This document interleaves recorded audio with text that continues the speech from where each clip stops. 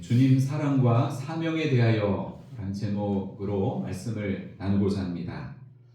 지난 주일 우리는 부활절 예배를 드리면서 고린도전서 15장의 말씀을 나누었습니다. 오늘은 예수님께서 부활하신 후에 일어난 사건 가운데 한 사건을 생각해 보려고 하는데요. 오늘 본문은 부활하신 예수님께서 베드로에게 나타나셔서 나를 사랑하느냐라고 3번 물으시고 대답하는 과정을 통해서 베드로를 회복시키시고 또 사명을 주시는 그런 장면입니다. 이 사건을 통해서 우리는 주님을 향한 사랑과 사명에 대한 교훈을 생각할 수 있습니다. 먼저 예수님은 참된 치유와 회복을 주시는 분임을 알 수 있습니다. 본문 앞에 있는 말씀을 우리가 잠깐 보면 부활하신 예수님께서 갈릴리 바다에서 제자들에게 3번째 나타나신 사건을 오늘 본문의 앞에서 기록하고 있는데요. 베드로를 포함한 7명의 제자들은 다시 물고기를 잡으러 배를 타고 나갔지만 밤새도록 수고했지만 한 마리의 물고기도 잡지 못했습니다. 그때 바닷가에 서 계신 예수님이 그물을 배 오른편에 던지라 이렇게 말씀을 하셨고 제자들이 그대로 순종하자 그물을 들 수 없을 만큼 너무나 많은 물고기가 잡혔는데 그 물고기의 숫자를 세어보니까 153마리였습니다. 이 기적을 통해서 제자들은 이분이 부활하신 예수님이구나 라고 하는 것을 직감적으로 깨달았습니다. 잠시 후에 제자들의 배가 갈릴리 해변에 도착을 했을 때 예수님은 제자들과 함께 아침 식사를 하시기 위해서 이미 숯불을 다 피워 놓으시고 떡과 생선을 제자들을 위해서 준비해 놓으셨습니다. 이처럼 부활하신 예수님은 실패와 낙심 속에 있던 제자들을 찾아오셔서 물고기를 많이 잡는 풍성한 수확의 기적을 베푸시고 따뜻한 아침 식사를 차려주시며 그들을 회복시켜주고 계십니다. 그렇게 제자들과 함께 조반을 드신 예수님은 이제 베드로를 향해서 집중하십니다. 요한의 아들 시몬아, 내가 이 사람들보다 나를 더 사랑하느냐? 요한의 아들 시몬아, 내가 나를 사랑하느냐? 요한의 아들 시몬아, 내가 나를 사랑하느냐? 예수님은 3번에 걸쳐서 베드로가 자신을 사랑하는지를 물으셨습니다. 예수님의 이 질문의 내용은 다분히 의도적인 것이었습니다. 왜냐하면 베드로는 죽을지언정 내가 결코 주님을 버리지 않겠다고 호언장담했지만 결국 생명의 위협 앞에서 주님을 모른다고 3번이나 부인했기 때문입니다. 베드로가 호언장담한 내용을 여러분 한번 같이 살펴보겠습니다. 누가복음 22장 33절 같이 읽어보겠습니다. 주여, 내가 주와 함께 오게도 죽는 데에도 가기를 각오하였나이다. 자, 요한복음 13장 37절이요. 주여, 내가 지금은 어찌하여 따라갈 수 없나이까? 주를 위하여 내 목숨을 버리겠나이다. 누구의 말이죠? 십자가 지시기 전 베드로의 주님을 향한 각오의 말입니다. 이번에는 베드로가 예수님을 부인한 내용을 마태복음의 버전으로 한번 보시겠습니다. 자, 마태복음 26장 69절 70절 이게 첫 번째로 부인한 거예요. 같이 읽습니다. 한 여종이 나와 이르되 너도 갈릴리 사람 예수와 함께 있었도다 하거늘 베드로가 모든 사람 앞에서 부인하여 이르되 나는 내가 무슨 말을 하는지 알지 못하겠노라. 모든 사람 앞에서 부인하는 베드로의 모습. 첫 번째 부인입니다. 자, 두 번째 부인. 시작.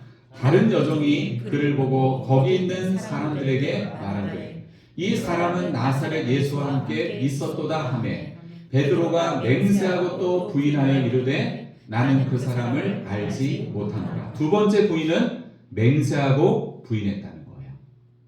자, 세 번째 부인입니다. 곁에 섰던 사람들이 나와 베드로에게 이르되 너도 진실로 그 도당이라 내 말소리가 너를 표명한다 하거늘 그가 저주하며 맹세하여 이르되 나는 그 사람을 알지 못하노라 하니 곧 닭이 울더라. 세 번째 부인에는 예수님을 저주하며 맹세했습니다. 여러분 어떻습니까? 주를 위해 목숨까지 버리겠다고 장담했던 베드로가 연속해서 세 번이나 주님을 모른다고 부인했습니다. 그런데 부활하신 예수님은 베드로를 찾아오셔서 연속해서 세 번이나 내가 나를 사랑하느냐 라고 물으셨습니다. 어찌 보면 예수님은 돌려서 베드로의 전곡을 찌른 것이고 베드로는 요즘 말로 하면 긁혔다고 볼 수 있습니다. 하지만 예수님께서 베드로가 곤란할 정도로 세 번이나 같은 질문을 되풀이하신 것은 예수님을 부인했던 베드로의 죄를 일부러 들춰내고 정죄하기 위해서가 아닙니다. 사실 예수님이 말하지 않으셔도 베드로에게는 주님을 부인한 상처가 깊었습니다. 세 번씩이나 예수님을 부인한 이 비겁한 과거는 스스로를 실망케 하고 엄청난 죄책감과 실패 감정을 느끼게 했을 것입니다. 이 베드로를 너무나 잘 아시는 예수님은 세 번의 질문을 통해서 실패의 상처를 직면하게 하셨고 결국 세 번의 부인을 상쇄하는 세 번의 사랑 고백을 하게 하심으로 자연스럽게 깊은 상처를 치유하시고 회복의 길로 인도하셨습니다. 심리학 용어 중에 회피와 직면이라는 말이 있는데 회피는 고통스러운 감정이나 상황을 피하기 위해서 그 문제를 외면하거나 미루는 방어 기제를 말합니다.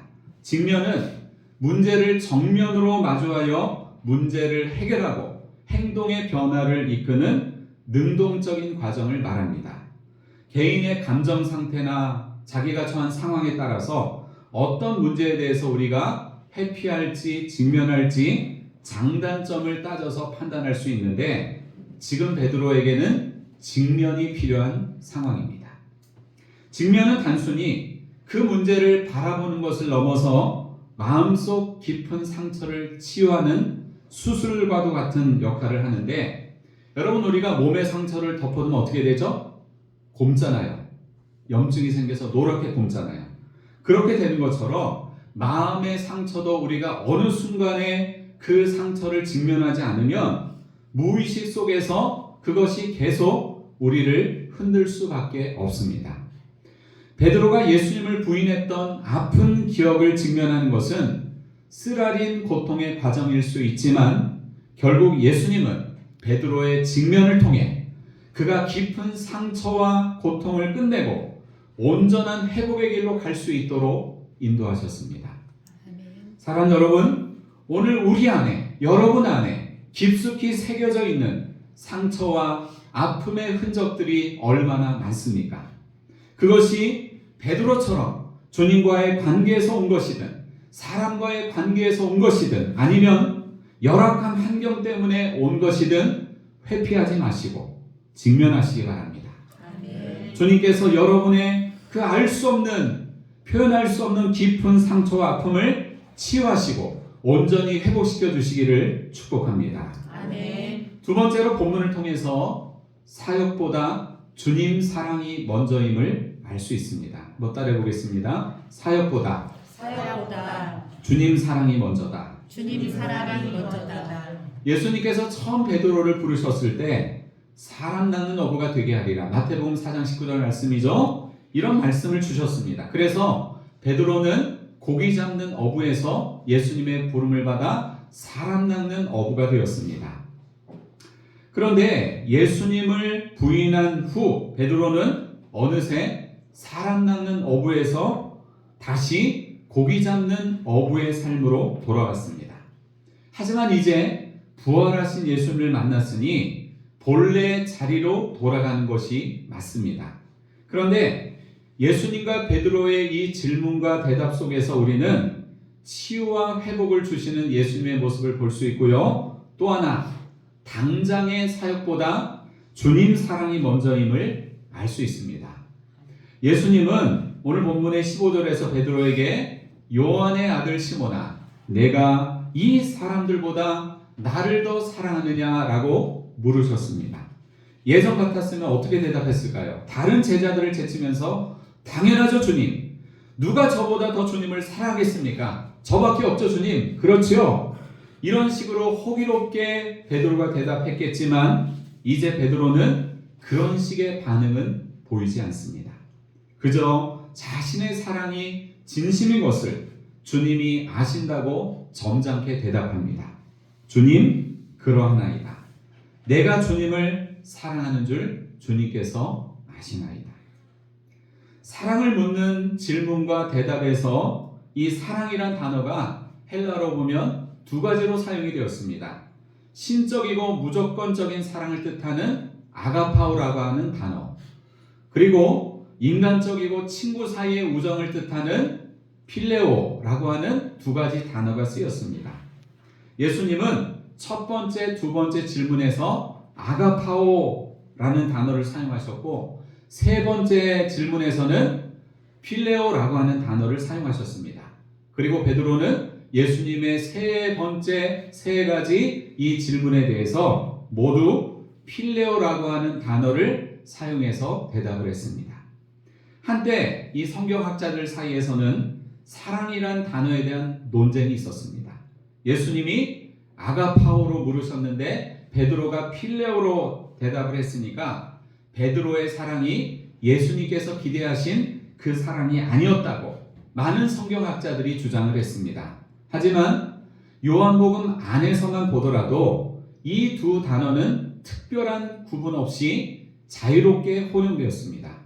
중요한 것은 세 번의 부인을 회복하는 세 번의 사랑 고백이 있었다는 사실입니다.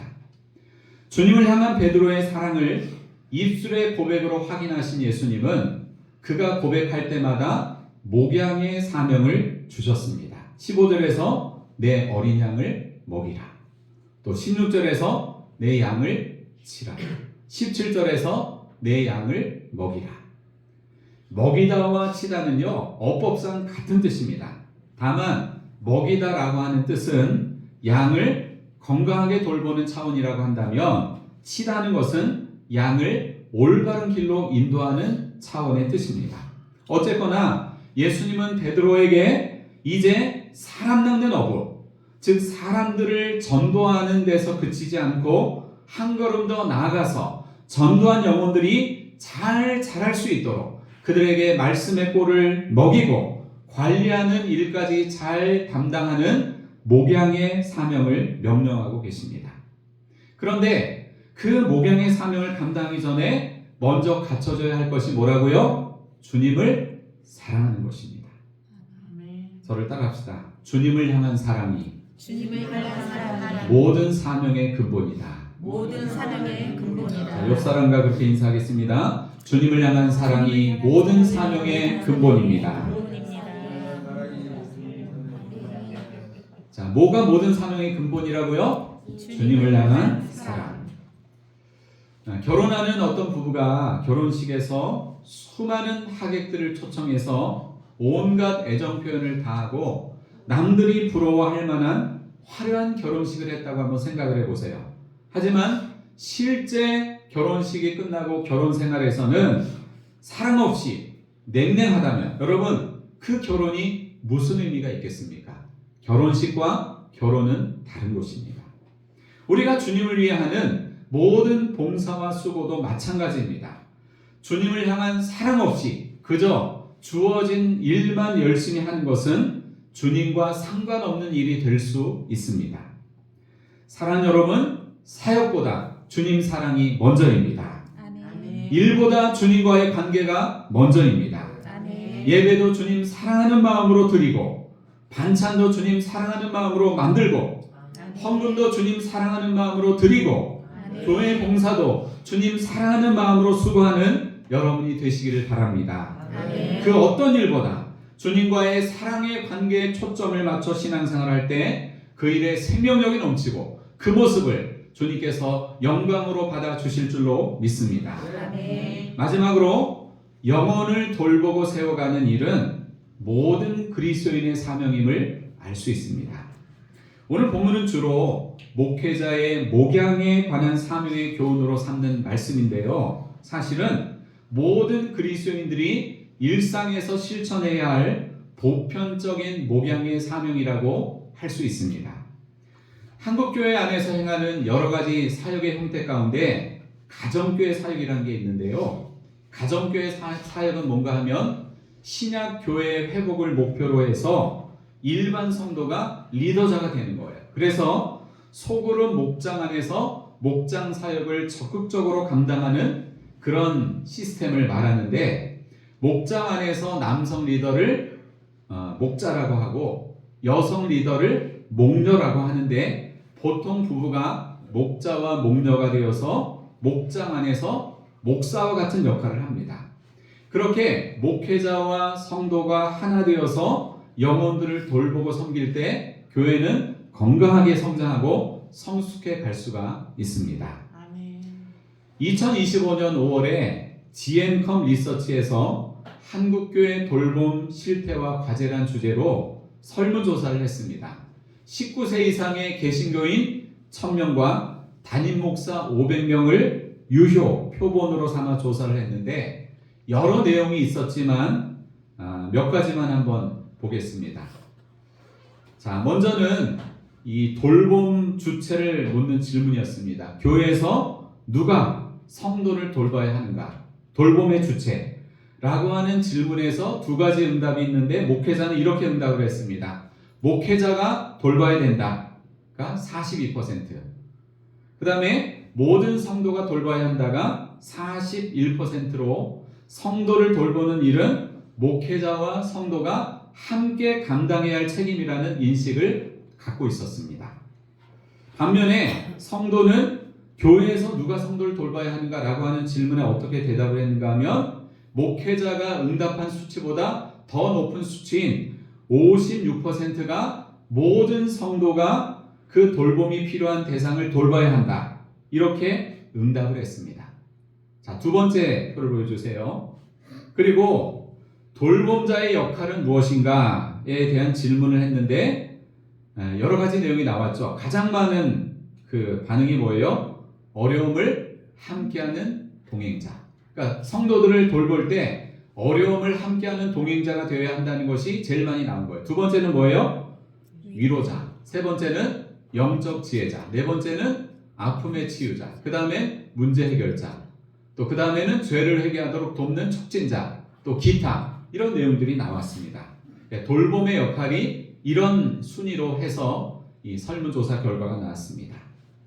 사랑하는 여러분, 복음을 전하고 영혼을 돌보며 세우는 일은 목회자와 성도 할 것 없이 모든 신자가 함께 적극적으로 감당해야 할 사명임을 기억하시기 바랍니다. 아멘. 오늘 우리는 부활하신 예수님이 베드로에게 찾아오셔서 사랑하는지를 3번 물으시고 베드로는 사랑한다고 3번 대답한 그 사건을 살펴보았습니다.